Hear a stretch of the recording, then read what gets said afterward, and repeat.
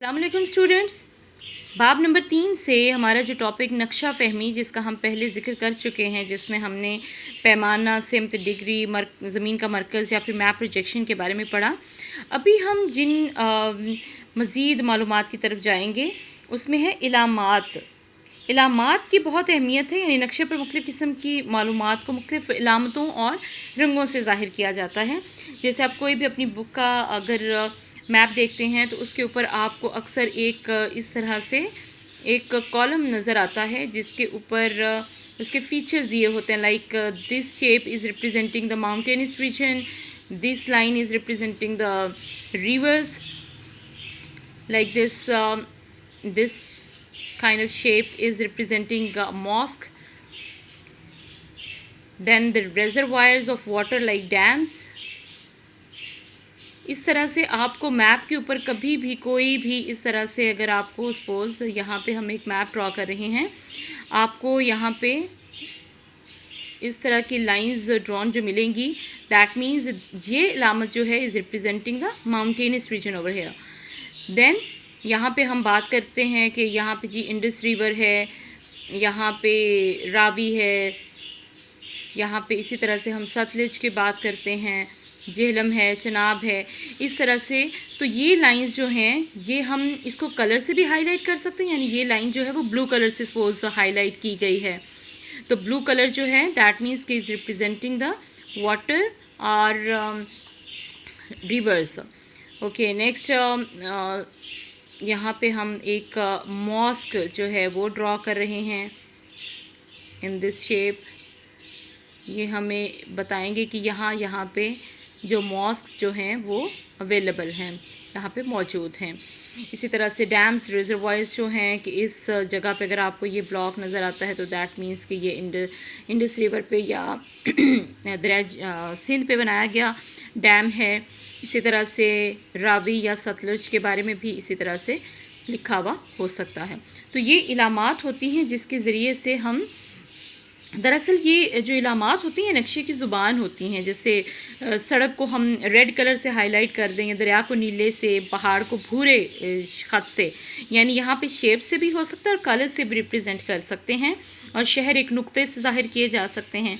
नक्शों में सिमत का भी इल्म होना चाहिए, यानी नक्शे के दाएं हाथ पर मशरिक़, यानी इसी तरह से जब भी हम ड्रॉ करेंगे हमें इसकी डायरेक्शंस को बताना है, तो हम सिंपल जो डायरेक्शंस फार्मूला है उसके अकॉर्डिंग काम करेंगे कि ईस्टर्न डायरेक्शन, ये माउंटेनस रीजन जो है is located towards eastern direction, और the Karakoram range is located over here, like चीन जो है वो यहाँ पे है, तो हम कहेंगे China is located towards the northern और शुमाल की डायरेक्शन।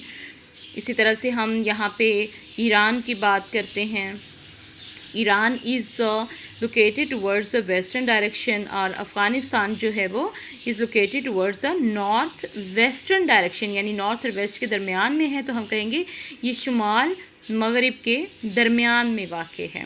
इस तरह से आप इन इलामात के ज़रिए से ज़ाहिर कर सकते हैं। नेक्स्ट में खतूत तूल बल्द और अर्ज़ बल्द, ये वो लाइंस हैं जिनका ज़िक्र हम पहले से कर चुके हैं, बहुत डिटेल में आपके पास एक मौजूद है उस पर लेक्चर, लेकिन अभी मैं थोड़ा सा आपकी याद दहानी के लिए दोबारा से इसको ड्रॉ करूँगी कि ग्लोब के ऊपर आपको जो लाइंस शुमाल से जनूब की तरफ ड्रॉन मिलेंगी, इनकी तादाद है 360। इसकी डिवीजन ये होती है कि ईस्ट डायरेक्शन में भी और वेस्ट डायरेक्शन में भी ये 180 ईस्ट डायरेक्शन में होती हैं और 180 ही वेस्टर्न डायरेक्शन में होती हैं। जबकि इसके साथ अगर हम खतूत अर्ज़ बल्द की बात करें तो ये आप देख रहे हैं ये ईस्ट वर्ड डायरेक्शन है, तो यहाँ पे 90 डिग्रीज़ यहाँ पे होंगी, लाइंस इधर होंगी, और 90 ही इधर होंगी। तो टोटल ये जो खतूत अर्ज़ बल्द की लाइंस की तादाद होगी वो 180 डिग्रीज़ होगी। ओके, अब आप इन लाइंस के थ्रू बता सकते हैं कि पाकिस्तान जो है वो इस डायरेक्शन में अगर सपोज वाक़ है तो ये किस तरफ वाक़ है, यानी ईस्टर्न साइड पे अगर हम खतूत तूल बल्द को काउंट करें तो ये कितनी लाइंस पे वाक़ होगा, यानी 61 से 77 डिग्री जो है ये पाकिस्तान और खतूत तूल बल्द पे वाक़ है, जबकि अगर हम इसके अर्ज बल्द लाइंस जो कि पाकिस्तान के मैप से को क्रॉस कर रही होंगी, अगर उन्हें देखेंगे तो ये ज़ीरो यहाँ से अगर हम यहाँ मरकज़ से स्टार्ट करते हैं तो जहाँ पाकिस्तान शुरू हो रहा है वहाँ 23.5 डिग्री से स्टार्ट हो रहा है, 23.5 से लेकर 37 में आकर ख़त्म हो जाता है। तो हम बात करेंगे कि 23.5 से 37 दर्जे अर्ज बल्द शुमाल की जानिब, यानी हम ज़ीरो से इस तरफ को जा रहे हैं ना ऊपर काउंट करते हुए इन लाइन्स को, तो हम कहेंगे कि यहाँ पे 23.5 से 37 दर्जे अर्ज बल्द की लाइनें हैं जो कि शुमाल की तरफ वाक़ हैं। इस तरह से आपने मैप प्रोजेक्शन के हवाले से इलामात और खुतूत तूल बल्द अर्ज बल्द की लाइंस को डिफ़ाइन किया। नेक्स्ट में जो लाइन हम अभी बात करेंगे जिस पे, वो है ख़ते उस्तवा। इस पॉइंट को हम डिफ़ाइन करेंगे। तो डियर स्टूडेंट्स, यहाँ पे मैंने एक मैप आपके लिए दोबारा से ड्रॉ किया है।